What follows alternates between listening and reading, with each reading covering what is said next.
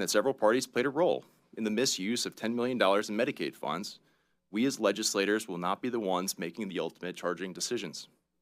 We're here today to hear from two 501c4 groups about their own interactions, and I had hoped to learn more facts and details about what occurred.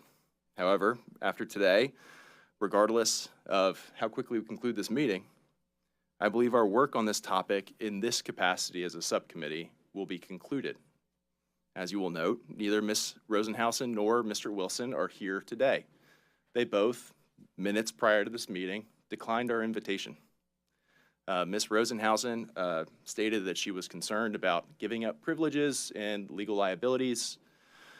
I have not read Mr. Wilson's letter declining our invitation. However, I will note to any member of the Florida Chamber of Commerce that it does appear from everything indicated by Mr. Wilson that they were complicit and had full knowledge of what they were doing in the misuse of these Medicaid funds.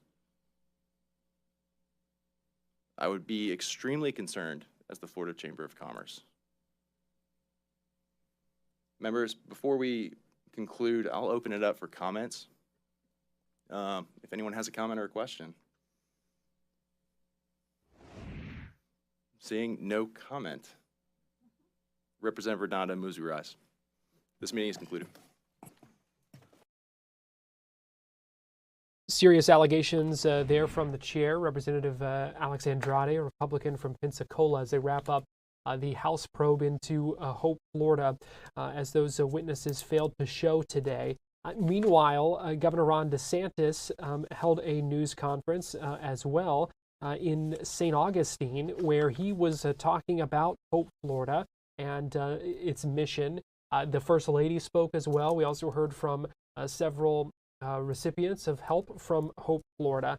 But in the question and answer portion, when reporters had a chance to ask some questions, the governor was asked directly about AHCA, the Agency for Healthcare Administration, and the $10 million donation to Hope, Florida. And here's what he said. So AHCA put out the letter with all the documentation. So I would just look at that. It totally debunks the bogus media narratives that were out there. AHCA had to do this.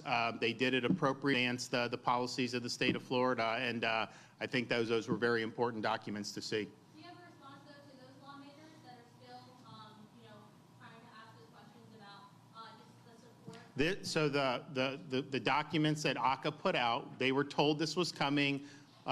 Partisan journalists were told this was coming, and they still tried to produce these phony narratives. Then the documents came out, and it showed basically what was done by AHCA, how they negotiated it, and it also even had the documents from the company. So that debunks the phony narrative. Why are they doing the narrative?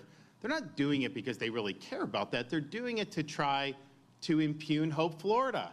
They're trying to smear this program. Some of them, some of these lefty journalists don't like it. They don't like you working with the faith-based community. Some of these people, view it as a way to attack the First Lady and all the great things she's done because they view her as a threat. So that's what's motivating this.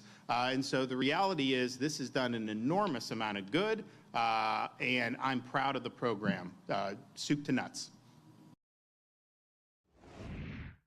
Well, the questions into Hope, Florida, certainly not going to end. Representative Alex Andrade indicated that, even though the current work of that subcommittee that has been looking into it likely has come to an end. We're going to take a break here on Fox 35 News Plus, but we'll be right back after this.